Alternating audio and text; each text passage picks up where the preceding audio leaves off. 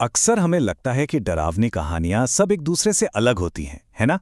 पर कभी-कभी जब आप थोड़ा गौर से देखें, तो पता चलता है कि उनके पीछे का जो डर है, उसका खाका बिल्कुल एक जैसा होता है। तो आज हम ऐसी ही दो कहानियों की गहराई में उतरेंगे, जो ऊपर से तो बहुत अलग लगती हैं, पर असल में एक ही खौफनाक धागे से बंधी हुई हैं। तो सोचिए, डर कहाँ छिपता है? क्या वो किसी स्कूल की चौथी मंजिल के उस वीरान बाथरूम में है जहां जाने से सब डरते हैं? या फिर किसी पुराने घर की उस अंधेरी छत पर जहां रात का सन्नाटा पसरा हो? जगहें अलग हैं, बिल्कुल अलग, पर दोनों ही जगहों पर एक ऐसा डर पल रहा है जो दो मासूम जिंदगियों को हमेशा हमेशा के लिए बदलने वाला है।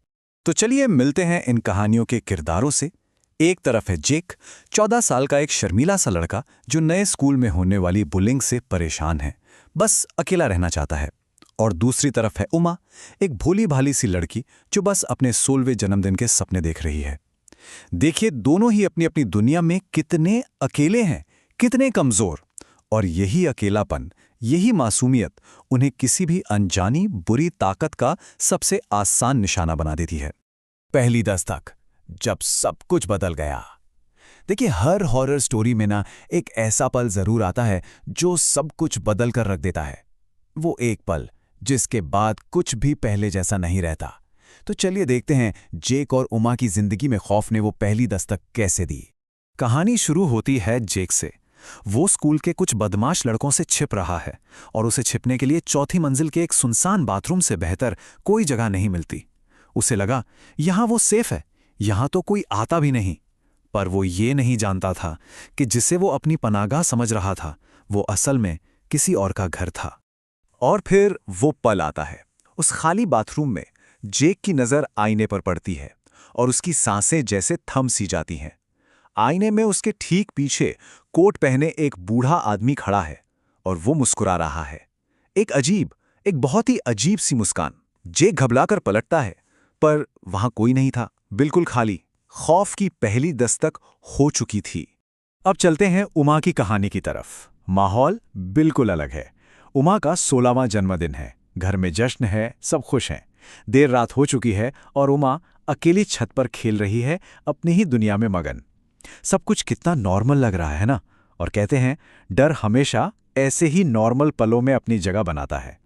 और तभी खेलते खेलते उमा अचानक रुक जाती है। वो मुड़ती है, अपने भाई को देखती है और मुस्कुराती है। पर ये वो प्यारी सी मुस्कान नहीं थी, ये एक खाली अजीब सी मुस्कान थी।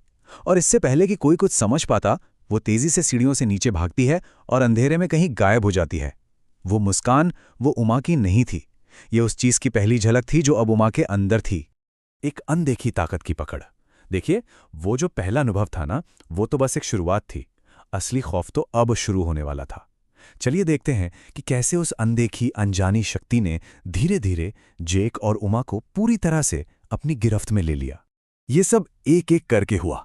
पहले तो जेक को वो भूत हर जगह दिखने लगा और दूसरी तरफ उमा गायब होने लगी। और फिर अजीब अजीब तरीके से घर में मिलती, जैसे सीढ़ियों से लटकी हुई। फिर हिंसा शुरू हुई।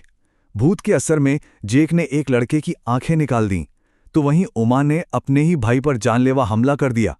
धीरे धीरे दोनों का कंट्रोल खत्म होने लगा। जेक ने अपने प्रिंसिपल पर हमला किया और उमा के अंदर एक ऐसी राक्षसी भूख पैदा हो गई जो मिट्टी ही नहीं थी। और अंत में खौफ अपनी चरम पे पहुंच गया जब भूत ने जेक को आईने के अंदर खींचने की कोशिश की और उमा को आसपास के जानवरों को कच्चा खाते हुए पाया गया। पर्दे के पीछे का सच।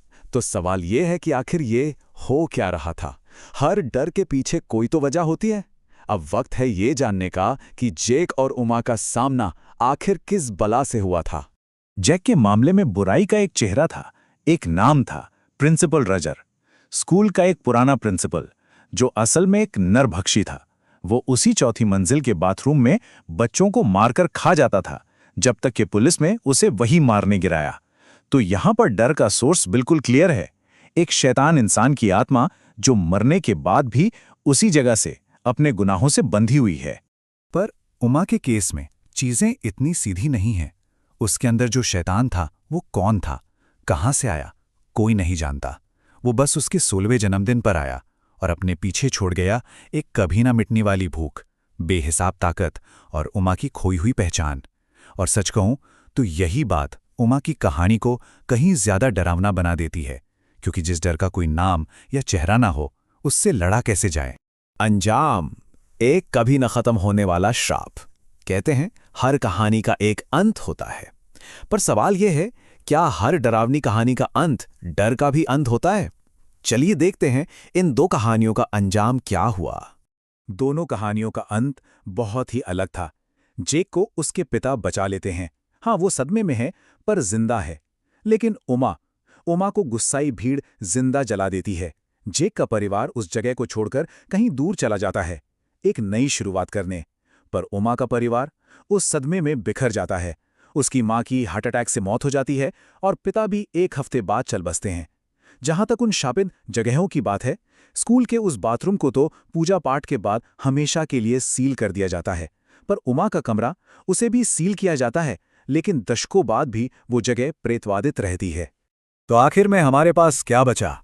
दो प्रेतवादित जगहें, अंधेरे में खोई हुई दो जिंदगियां और दो दरवाजे जिन्हें हमेशा के लिए बंद कर दिया गया। दोनों कहानियां हमें एक ही सच बताकर जाती हैं कि कुछ बुराइयां, कुछ श्राप जगहों से ऐसे जुड़ जाते हैं कि वो उन्हें कभी नहीं छोड़ते। पर यहाँ एक आखिरी सवाल है जो शायद सबसे ज्यादा डरावना है। जब एक दरवाजे को सील कर दिया जाता है, तो क्या बुराई सच में कैद हो जाती है, या फिर वो बस इंतजार करती है अंधेरे में किसी और के आने का, उस दरवाजे को फिर से खोलने का?